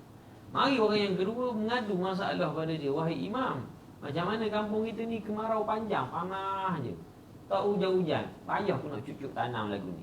Balik istighfar. Jawapan mudah. Senang ustaz kita tak? Kalau buat lain ni, apa rahsia kejayaan Nabi? Istighfar. Orang balik, dapat susu mandi. Mudah buat jawab gitu tak? Masalahnya syekh ni ataupun imam dia jawab sama. Mari seorang lagi, macam mana perniagaan aku dok laku ni, kebun-kebun, tanaman-tanaman habis dak hidup laku. Lagu mana? Hujan-hujan tak ada, kemarau tak ada, kemarau panjang. Balik istighfar. Kalau orang komplain kata, mu ni orang tanya istighfar tak mu? Tak ada benda lain nak jawab. Dia kata bukan aku jawab apa yang dijawab oleh Allah. Allah sebut dalam Quran, faqultu astaghfiru rabbakum innahu kana ghaffara. Katakanlah olehmu istighfar pada Tuhanmu banyak-banyak. Innahu kana ghaffara. Sesungguhnya Allah Ta'ala itu kana ghaffara, adalah Allah itu Maha Pengampun, lagi Maha Penyayang. Yursilis samaa 'alaikum midrara. Dengan sebab keampunan itu Allah turunkan hujan yang lebat, bagi rezeki pada kamu. Yursilis sama 'alaikum midrara wa yumdidkum bi amwalin wa banin wa yaj'al lakum jannatin wa yaj'al lakum anhara. Allah tambahkan rezeki kamu, Allah kurniakan kamu anak pinak, Allah tambah harta benda kamu. Rupanya istighfar ni menambahkan rezeki, murah rezeki. Nampak ni? Murah rezeki ni. Lepas tu kadang kita berdoa, murah rezeki lah ya Allah, tapi tak murah rezeki. Pasal apa? Doa kita dengan Allah Ta'ala tu jadi hijab. Tak makbul doa. Ada satu kisah. Ada sempat lagi nak cerita? Sempat lagi? Pukul apa berhenti segmen? Boleh. Sejam lebih dah tak? La ilaha illallah. Saya dapat maklumat kita ada soalan kita nak jawab. Lah habis sikit lagi. Ada satu kisah ni. Saya selalu kongsikan di mana-mana pun sebab kisah ni sangat memberi inspirasi, terutama bagi orang yang masuk dalam bidang perniagaan ni lah. Ada seorang imam ni, nama dia Imam Ahmad bin Hanbal. Imam Ahmad bin Hanbal radhiyallahu anhu. Imam Ahmad bin Hanbal, semoga Allah redha padanya, salah seorang ulama yang mu'tabar, dia ahli hadis. Dia ni ahli hadis, dia orang yang hafal ratusan ribu hadis. Anak murid Imam Ahmad bin Hanbal ni Imam Bukhari, yang hadis Bukhari tu kan. Imam Bukhari hafal hadis 600,000. 600,000 hadis. Tok guru dia siapa? Tok guru dia Imam Ahmad bin Hanbal. Imam Ahmad ni orang yang terkenal, orang yang masyhur. Walaupun zaman tu tak ada Facebook Live, tapi dia masyhur. Orang kenal nama dia. Tapi orang tak tahu muka dia.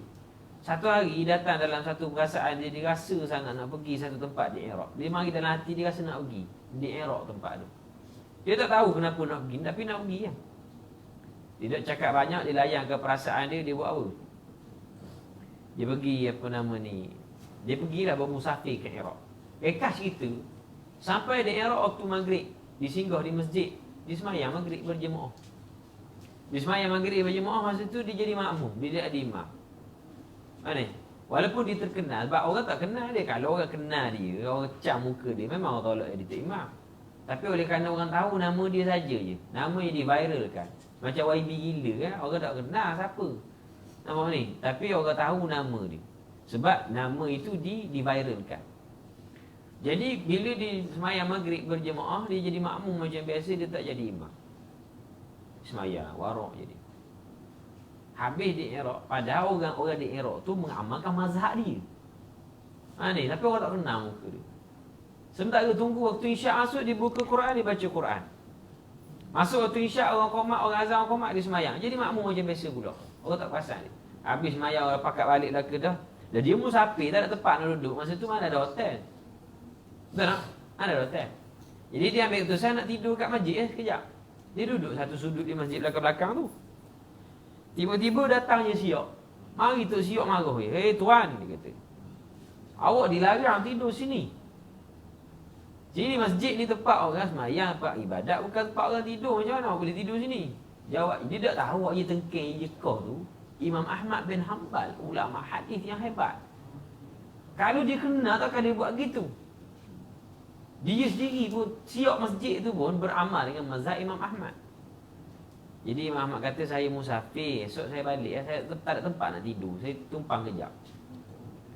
Jadi dia tak beri, tetap tengking. Imam Ahmad pun keluar, duduk di teres masjid. Luar masjid tu ada tempat tidur sekejap. Tak sempat tidur lama, mari lagi Siok yang sama dia cakap, hei tuan, saya kata masjid ni, kawasan masjid tak boleh tidur. Tak boleh tidur tempat orang ibadat. Dia angkat orang Arab kasar, dia angkat Imam Ahmad, dia tolak keluar. Tengok dia buat ke ulama, dia tak kenal orang. Memang ada orang kita memang gitu perangai. Kalau tak kenal orang, memang dilayan tu macam hari.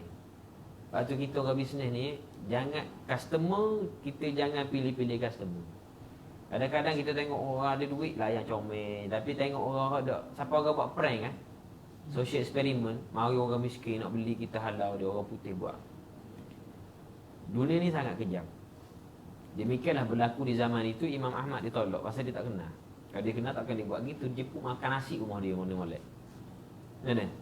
Jadi Imam Ahmad terpaksa duduk. Kebetulan je tepi masjid tu ada kedai roti, tempat orang jual roti, orang buat roti sekitar masjid. Dia tengok Imam Ahmad kena halau, dia kata, Syekh, ta'al huna ya syekh, datang sini. Aku kesian tengok kamu daripada tadi dalam masjid kena tolak, kena halau.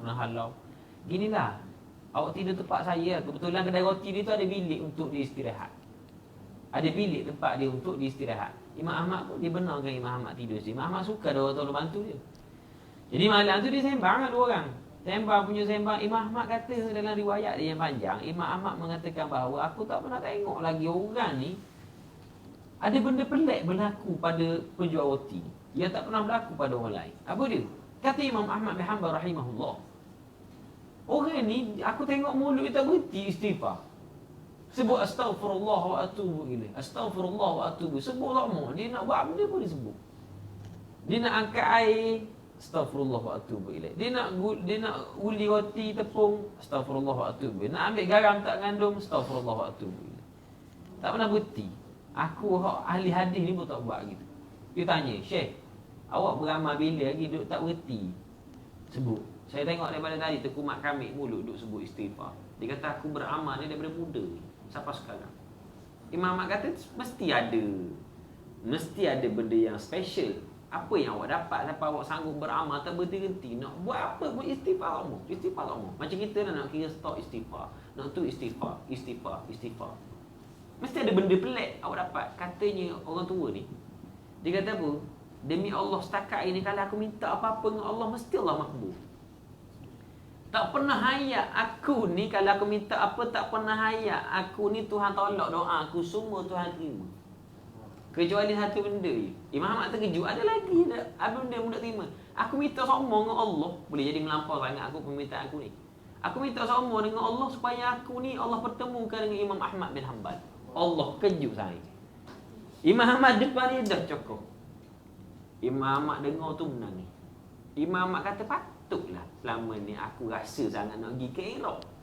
Aku tak tahu apa sebab. Patutlah rupa-rupanya istighfar yang kamu ucapkan itu menyampaikan aku ke sini.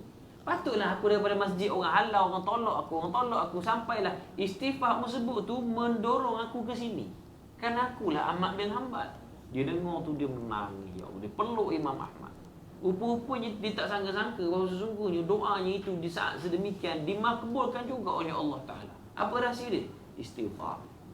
Menunjukkan istighfar ini penting menjadi solusi yang paling hebat dalam kehidupan kita. Di saat awak nak something daripada Allah, minta doa sekalipun, nak jadi orang yang kaya, mudah rezeki masuk, anak nak jadi comel, istighfar. Astaghfirullah wa atubu ilaih. Astaghfirullah wa atubu ilaih. Murah rezeki. Kadang-kadang rezeki kita ni jadi sangkut mana-mana disebabkan dosa yang kita buat lepas-lepas. Dosa boleh jadi dosa dengan mak ayah tak ada berkat. Atau orang nak bisnes, mak ayah kena jaga yang lebih kurang. Dia banyak lagi. Saya ada terbaca satu buku dikarang oleh seorang pensyarah Al-Azhar. Saya tak ingat nama dia. Dia tulis 5 tips nak murah rezeki masuk, nak berjaya dalam perniagaan. Dia note syarat dia. Yang pertama, dia ada 5. Saya nak sebut, saya tak sempat masa ni. Jadi kalau awak nak tahu 5 ni, awak kena bayar satu seat 500. Aku pula jual seat. Tapi saya niat nak kongsi sungguh 5 tips ataupun 5 petua. Ni yang diamalkan oleh ulama-ulama tu, 5 benda. Antara banyaklah antaranya apa dia? Kuliah bersambung. Nanti semula sebab kita sejam lebih dah. Kalau nak sambung lagi saya rasa lepas habis PKPB pun dah habis lagi ni. Jadi kita sambung semula untuk tip tersebut. Cumanya awak pegang dulu apa yang saya sebut tadi tu, insya-Allah. Kita nak bukan setakat keuntungan ni.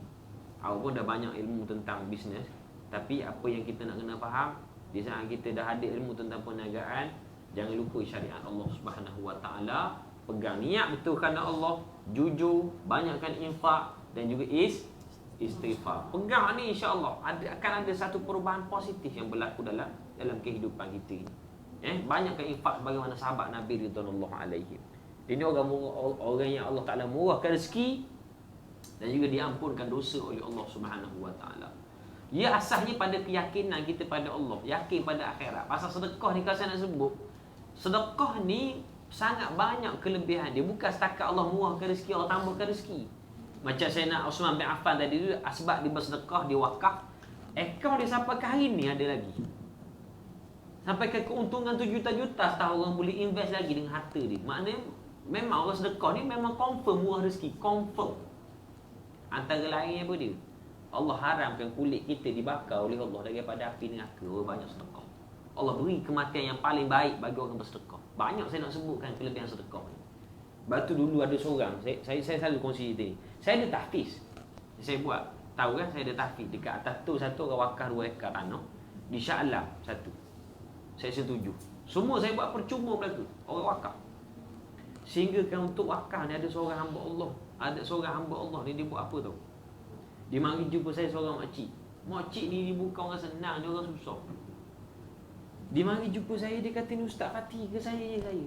Saya first time jumpa Ustaz dia kata. Saya nak beri direct ke Ustaz benda. Saya niat nak untuk beri ke tahfiz Ustaz. Ustaz nak buat tahfiz, Ustaz ada tahfiz. Saya nak orang hafal Quran tu beri pahala ke saya juga. Dia yakin akhirat. Apa dia buat? Dia bagi ke saya satu bekam beg tu. Dalam bekam beg tu ada 2 urat gelamah. Gelamah tu saya tak tahu gelamah benda. Iwi pagi dia kata ambil Ustaz untuk Ustaz buat tahfiz. Dia nampak pahala akhirat tu. Dia ambil duit saya pergi ke Damas, saya pergi beli emas.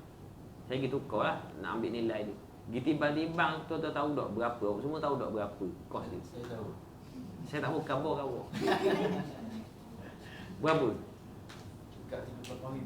38,000. Saya pergi mana pun saya cerita ni.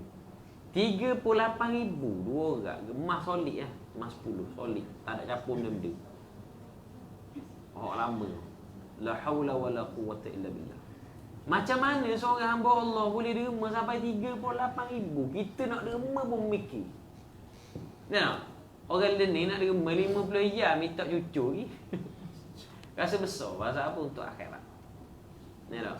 Batu orang-orang yang saya selalu sebut dengan orang-orang yang betul-betul kaya, orang bisnes ni tak? Kalau setakat 38,000, awak untung juta, takkan nak beri 100,000 untuk agama Allah, untuk masjid, untuk pusat tahfiz, untuk akhirat kita. Macam Abdul Rahman bin Auf, dia boleh beri laga tu 20,000 dirham. 20,000 dirham tu 1.4 juta untuk maslahat Islam. Sampai ke hari ni akaun dia ada lagi, kekal pahala Allah letak dalam syurga dah. Tengok. Nak cari mana? Dah kalau ada tanah, beri 1.4 juta macam Sayyidina Uthman bin Affan radhiyallahu anhu untuk akhirat. Dolah dunia awak kaya dah, akhirat Allah beri mahligai pula dalam syurga. Apa gitu? Kan? Beri imam itu Ustaz Rob. Ha? Dia tengok level imam itu. Atas imam. Imam masing-masing. Orang imam tinggi dia beri banyak. Orang imam sikit duit banyak beri sekian pasal bodoh letak. Lepas tu tak pelik Sayyidina Abu Bakar, dia boleh beri harta dia semua sekali. Kita fikir macam mana Abu Bakar dia boleh beri semua sekali. Lepas tu nak bayar bil dari mana? Fuk mandak hari-hari mari nak tahu. Dia fikir dah benda tu. Dia nampak akhirat. Kata iman yang tinggi beri banyak. Ada soalan Soalan pun lambatnya atau boleh malam.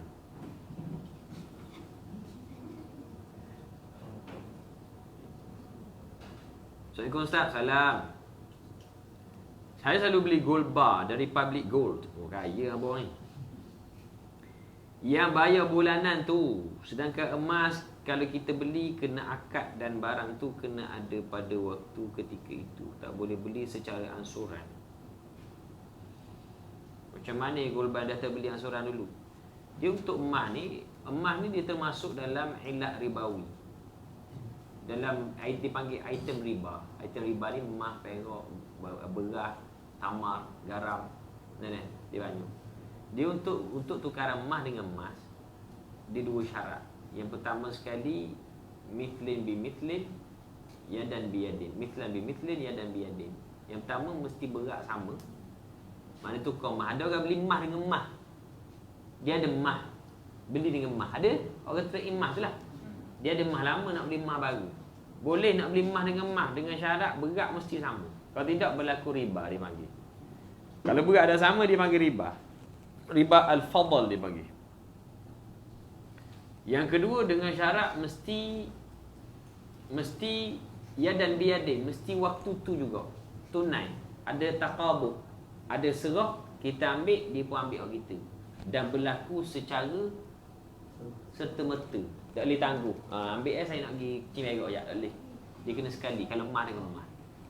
Kalau emas dengan benda yang lain, walaupun sama item ribawi macam duit. Duit ni walaupun tak ada zaman Nabi, tapi dia iktiraf sebagai mata wang sekarang. Dia sama macam perak.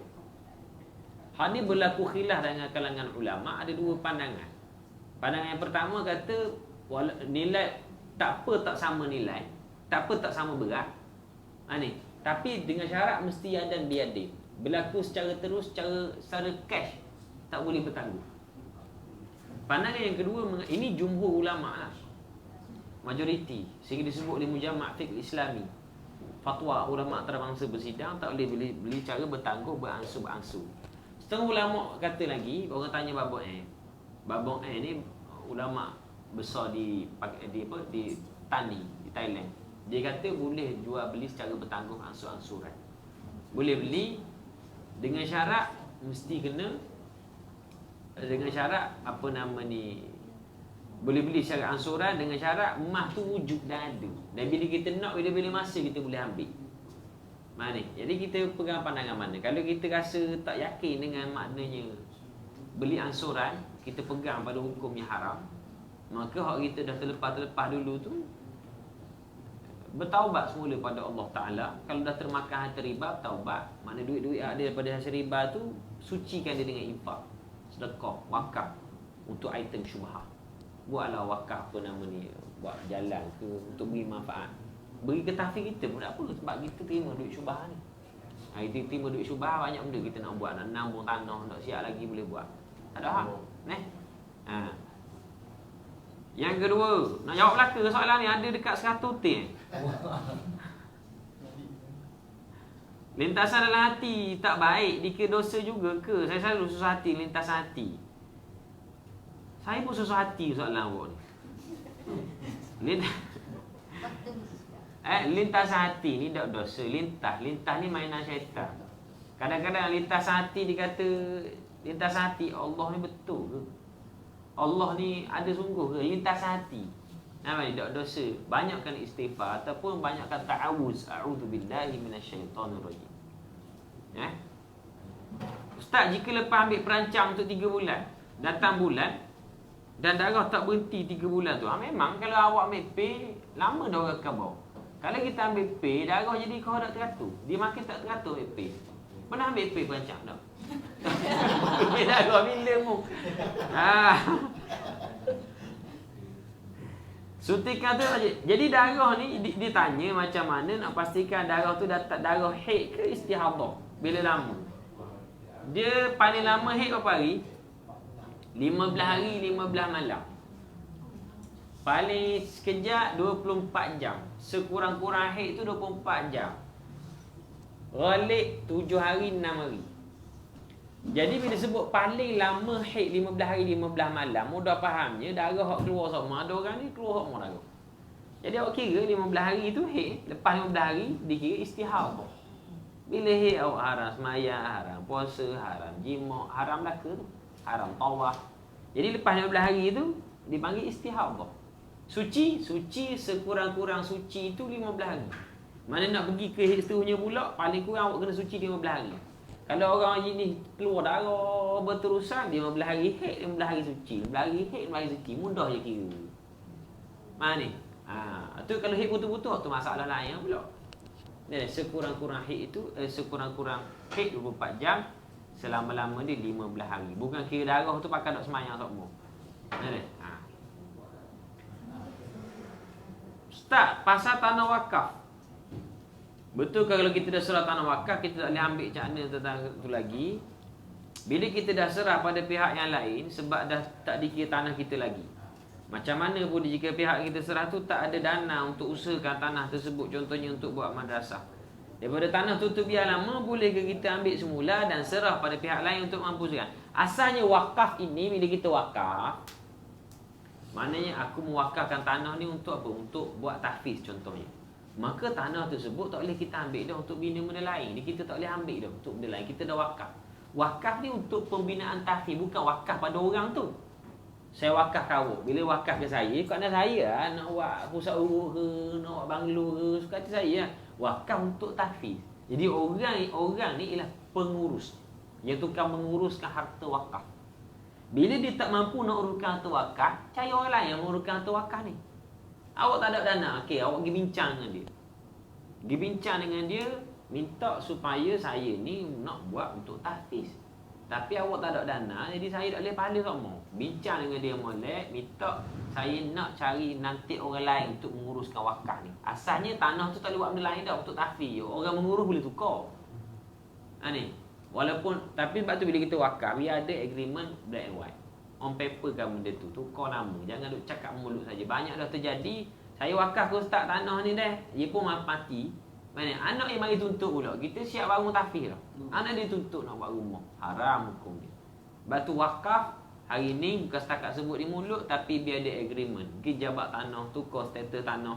Tanah tu biar bukan tanah, makna tanah yang boleh dibangunkan. Tambah bila kita naik lagi, marilah surat daripada jabat tanah suruh roboh balik, macam-macam hal. Jadi kesian pada pewakaf ni. Jadi orang hak wakaf tanah ni macam orang wakaf tanah kita di atas tu 2 ekar lebih tu.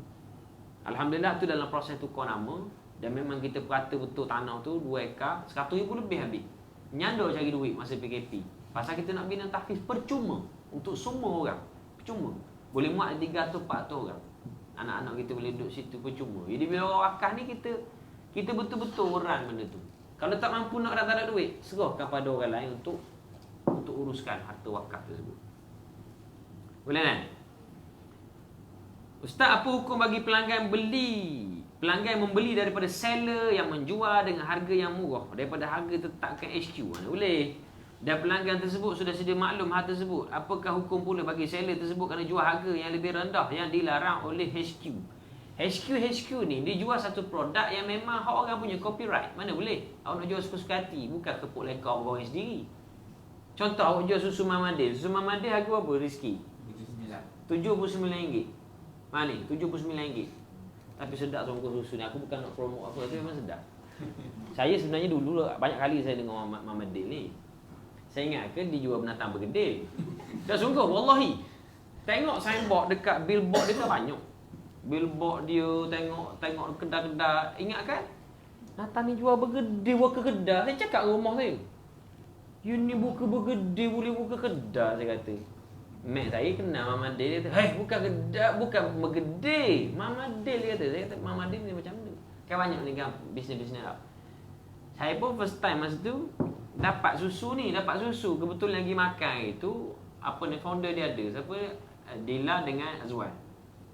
Puan Dila dengan Azwan. Dia kata, "Ustaz, saya nak bagi Ustaz Mama Del." Saya kata, "Oi, Mama Del ni buat susu ingatkan bergedil." Saya pun test susu tu. Test susu tu dia tulis flavor aiskrim. Memang sedap cerita dia. Rumah saya kata dah orang nak lu tak mau beli. Saya bukan tak mau beli. Saya memang jenis macam liat sikit nak beli barang-barang gini. Ni pasal Allah susu muku jadi kat rumah. Rupanya khasiat cukup hebat. Maknanya bila makan tu dia tiap kejap lagi kita cakap tu. Cuma saya nak sebutnya bila HQ dah tetapkan satu harga, HQ ni produk dia keluar. Modal dia, brand dia. Mana ni? Bila dia letakkan rate yang mana harga ni tak boleh lebih daripada sekian. Mana ni? Tiba-tiba awak langgar. Maknanya dikira mencabuli hak HQ. Hak copyright dia. Faham tak? Jadi ganggu bisnes orang lah, awak jual murah.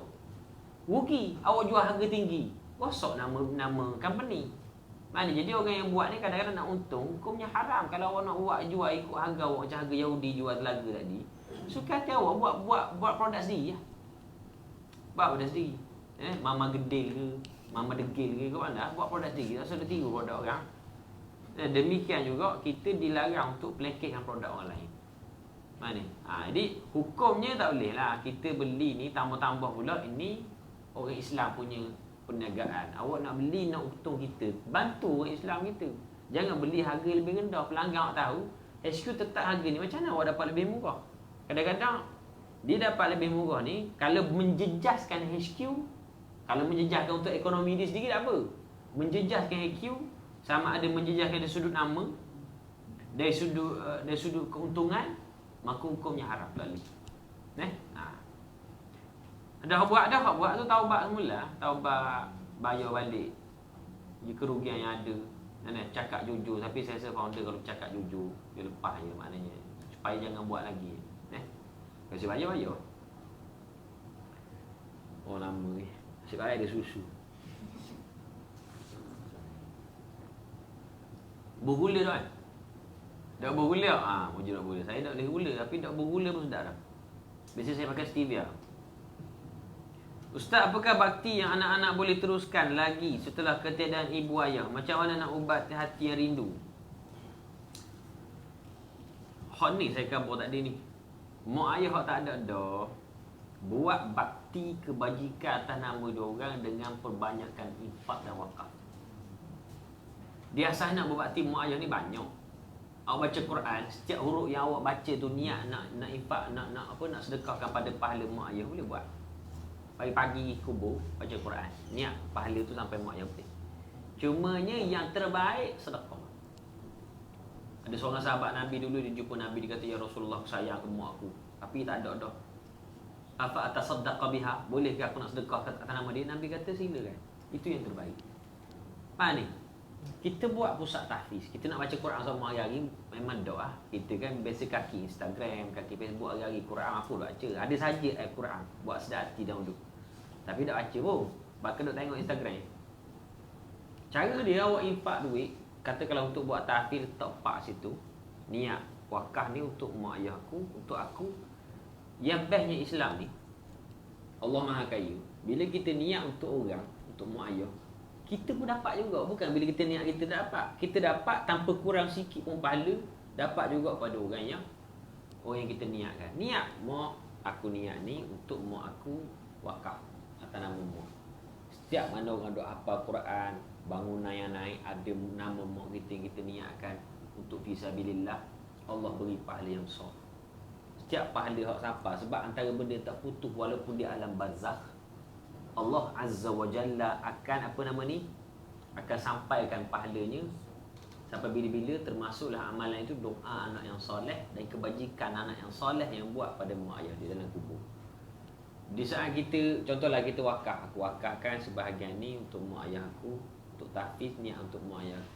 Mak ayah yang kena azab dalam kubur tu, Allah Ta'ala suruh hentikan azab tersebut. Pasal apa? Malaikat tolong berhenti azab. Pasal apa? Ada anak dia tukang doa. Ada anak dia tengah wakaf ke dia. Ini bakti kita nak buat.